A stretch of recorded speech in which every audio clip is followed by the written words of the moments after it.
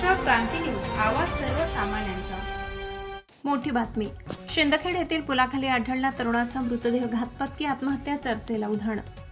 दिनांक 26 ऑगस्ट रोजी नेर तालुक्यातील शिंदखेड येथील पुलाखाली 30 वर्षीय तरुणाचा मृतदेह आढळून आल्याची माहिती पोलिसांना मिळाली। माहितीच्या आधारे हा मृतक तरुण पिंपळगाव डुबा येथील आकाश किसन जांभूळकर असल्याचे निष्पन्न झाले। या घटनेनंतर पिंपळगावात हळहळ झाली।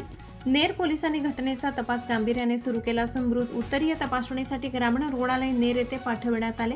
मृत्यूचे कारण अद्याप समोर आले नसल्याने नेर पोलिसांकडून चौकशी सुरू आहे। ही घटना घातपात की आत्महत्याचा कसून चौकशी सुरू आहे। मृतकाचे रक्ताचे नमुने उत्तरीय तपासणीसाठी अमरावती येथे पाठवण्यात आल्याचे पोलीस सूत्रांकडून कळविण्यात आले।